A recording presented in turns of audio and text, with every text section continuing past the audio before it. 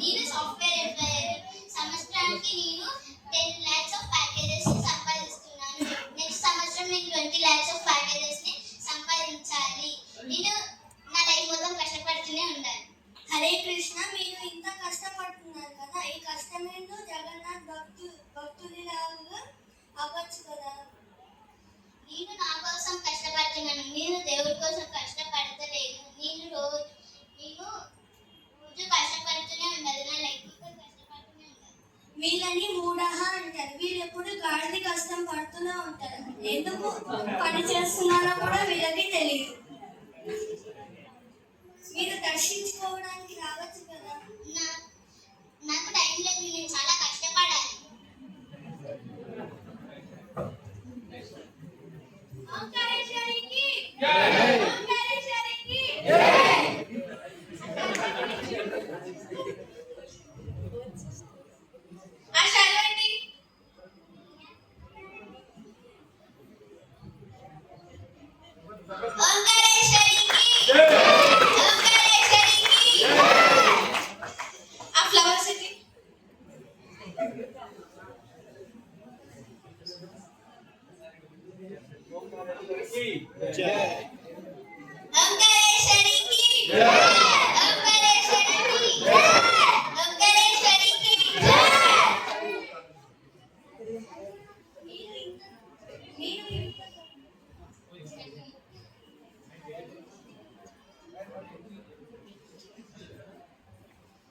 హరే కృష్ణ, మీరు ఇంత గొప్పవాళ్ళు కదా, మీరు ఒకసారి మా జగన్నాథ్ మందిర్కి వచ్చి దర్శించుకోవచ్చు కదా, మీకు పుణ్యం లభిస్తుంది.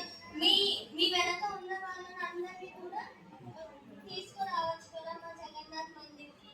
నాకే ఇంతమంది భక్తులు ఉన్నారు, నేనెందుకు ఇంకొకరికి వెళ్ళి భక్తులుగా చేయాలి? ఒకసారి రావచ్చు కదా.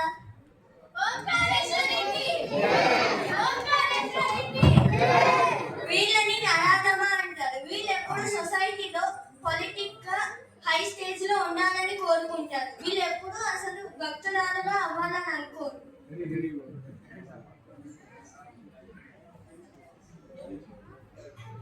I am the great scientist.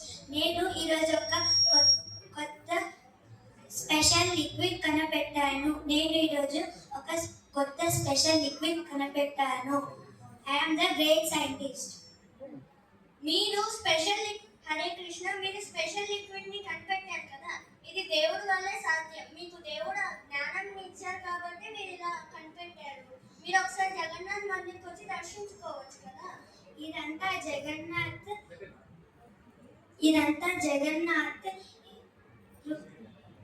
ఇచ్చింది కాదు, ఇది నా టెక్నాలజీతో చేశాను, ఇది నా బుద్ధితో చేశాను. ఒకసారి రావచ్చు కదా, ఏముంటుంది.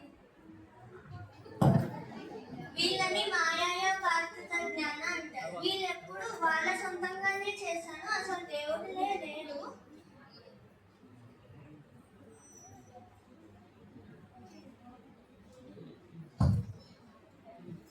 నా దగ్గర ఇంత డబ్బులు ఉన్నాయి, ఇప్పుడు దొంగలు వస్తే నేను ఏం చేయాలి? నాకు భయం వేస్తుంది.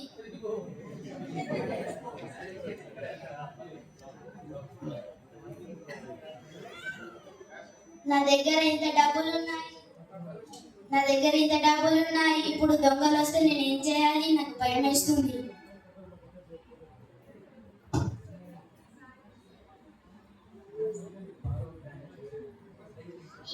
ఇతని దగ్గర చాలా డబ్బులు ఉన్నాయి, మనం ఇతన్ని చంపేసి డబ్బులన్నీ తీసుకుందాం.